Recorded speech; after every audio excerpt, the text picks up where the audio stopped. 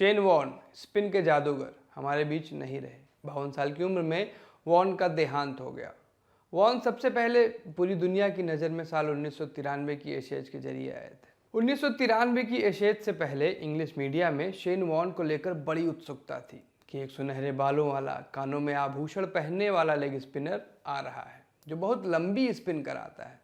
परंतु वॉर्न का अब तक का कीर्तिमान ऐसा नहीं था जिससे विपक्षी चिंतित या भयभीत हों। उन्होंने 11 मैच में 31 की औसत से कुल 31 विकेट ही लिए थे।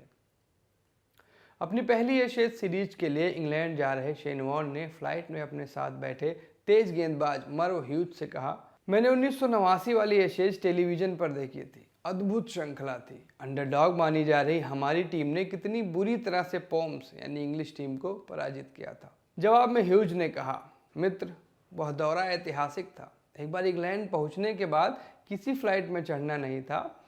4X द्वारा मिली मुफ्त की बियर पीते हुए बस में पूरे देश घूमने को मिलता था। काउंटी मैच आसान थे, टेस्ट में भी संडे की छुट्टी, और सबसे अच्छी बात यह कि इंग्लैंड घटिया टीम थी। इस टूर पर ऑस्ट्रेलिया को पहला काउंटी मैच वुस्टरशायर के खिलाफ खेलना था। मैच से पहले कप्तान एलन बॉर्डर ने शेन वॉर्न से एक बात स्पष्ट कर दी, दोस्त, इन इंग्लिश खिलाड़ियों ने तुम्हारी गेंदबाजी अधिक देखी नहीं है, अतः यह एक सरप्राइज एलिमेंट है जिसका लाभ हम इस एशेज में उठा सकते हैं। फ्लिपर, टॉप स्पिन और गुगली कतई मत फेंकना, सिर्फ लेग स्पिन फेंको।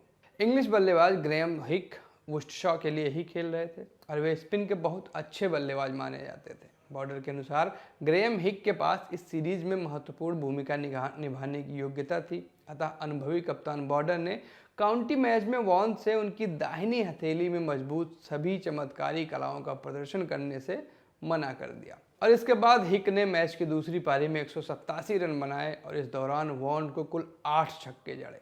वॉर्न के मन में कई बार आया कि फ्लिपर का प्रयोग कर हिक को जीवन की उन वास्तविकताओं का परिचय दिया जाए जो उन्होंने कुछ दिन पूर्व वेस्टइंडीज के कप्तान रिची रिचर्डसन को दिए थे। पर कप्तान की बात का स्मरण कर उन्होंने स्वयं पर नियंत्रण रखा और अपनी गेंदबाजी के विषय में इंग्लिश खिलाड़ियों का ज्ञान थोड़ा सा ही रहने दिया।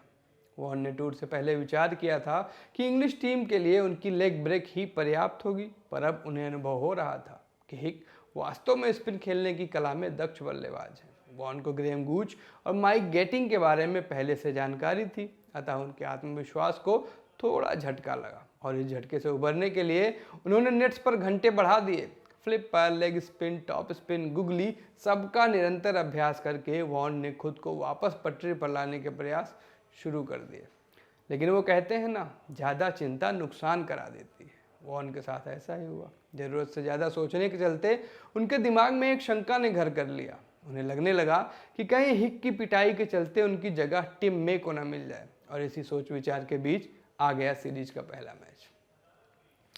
मैनचेस्टर शहर का ओल्ड ट्रैफर्ड मैदान। मैच से ठीक पहले की रात में कप्तान बॉर्डर ने वॉर्न से कहा, तुम्हारे हाथ से गेंद बहुत अच्छी निकल रही है, हम कल तुम्हें अंग्रेजों पर छोड़ेंगे और तुम उनकी धज्जियां उड़ा दोगे।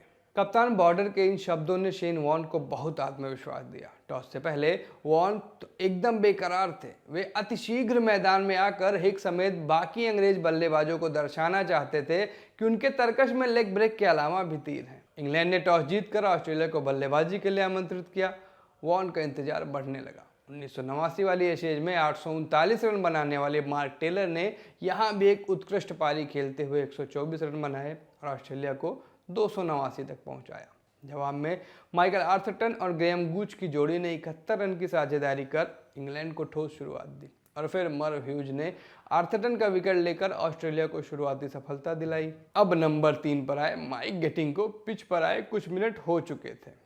गूच और गेटिंग दोनों स्पिन के अच्छे खिलाड़ी थे। एक और साझेदारी बनने का रिस्क ना लेते हुए कप्तान बॉर्डर ने अपने रहस्यमयी अस्त्र के प्रयोग का निर्णय ले लिया।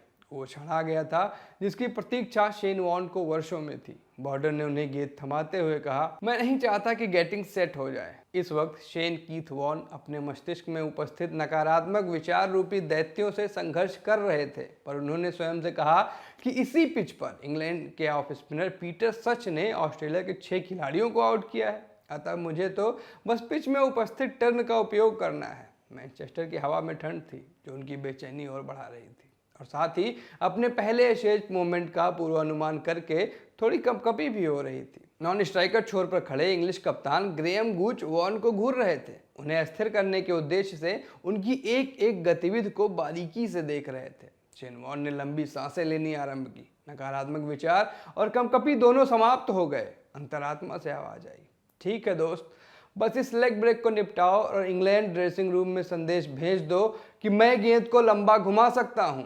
अब ट्रिगर खींचने का समय था। वॉर्न आगे बढ़े। सुंदर एक्शन। गेंद उनकी हथेली से इससे अच्छी निकल ही नहीं सकती थी। अब गेंद निकल तो चुकी थी, पर करेगी क्या? बहुत कुछ बल्लेबाज के कौशल पर निर्भर करता था। अगली सारी क्रियाएं आधे सेकंड में हुई, पर वॉर्न के लिए यह अनंत काल था। गेंद अचानक डिप हुई, लेग स्टंप के बाहर गिरी और स्पिन हुई। स्पिन भी कैसी अद्भुत! गेटिंग ने बिना गेंद की पिच तक गए लेग स्टंप की लाइन में गेंद को खेलने का प्रयास किया, पर वे गेंद से किसी भी प्रकार का संपर्क करने में असफल रहे। गेंद उनके बल्ले को परास्त करती हुई ऑफ स्टंप के शीर्ष से जा टकराई। शुरुआत करने का बुरा तरीका तो नहीं है। माइक गेटिंग पूर्णतः मुग्ध, मौन, अवाक। कमेंटेटर रिची बेनो के शब्द थे, गेटिंग को एकदम आइडिया नहीं है कि उनके साथ क्या हो गया, अभी तक नहीं पता। माइक गेटिंग ऐसे स्तब्ध खड़े थे मानो पिच ने उनके साथ विश्वासघात किया हो, मानो उन्होंने कोई भयावह स्वप्न देखा हो, मानो वे पिच से गेंद के इस आपत्तिजनक व्यवहार का कारण जानना चाहते हो। आश्चर्य को अपने मुखमंडल पर लिए वे पैवेलियन की ओर चल दिए और इस पूरी यात्रा में सिर को अविश्वास के साथ हिलाते रहे।